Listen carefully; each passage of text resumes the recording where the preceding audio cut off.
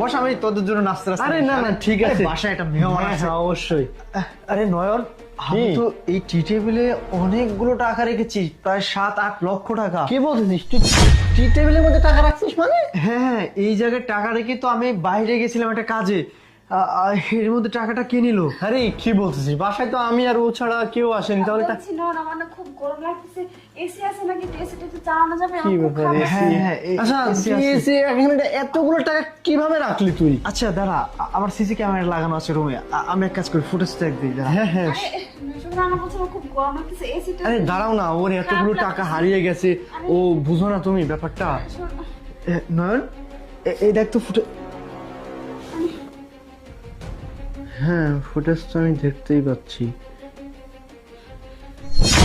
প্রিয়া, এটা তুমি দেখো,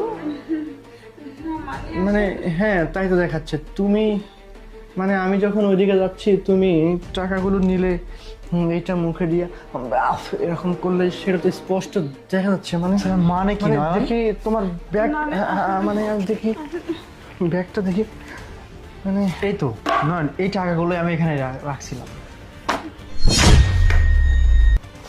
আসলে আরেক বান্ডেল আছে, দেখ ওই দেখ, দেখছিস নয়ন? তুই তুই ভাবছিস যে আমি ওরা মিথ্যা কথা বলছিলাম, তাই না? কিন্তু এই মেয়েটা, এটা তো তোর কি বলবো, মানে তুমি এটা করতে পারলে? আমার না ভুল হয়ে- মানে কেন তুমি এটা কেন করছো? আমার ভুল হয়ে গেছে। ভুল আমি বুঝতেছি না, মানে তুমি এই সামান্য করার টাকার লোভ সামলাইতে পারলে না? তুমি আমাদের ফ্যামিলিতে কিভাবে থাকবা? আমরা তো যখন তখন যেখানে সেখানে লক্ষ লক্ষ টাকা এমনিতেই ফেলে রেখে দিই, আমরা তো টাকা মানে, আর তুমি বাসায় প্রথম দিন আসতে না, না প্লিজ আসতে না আসতে তুমি আমার বড় ভাইয়ের সামনে এইভাবে আমাকে ছোট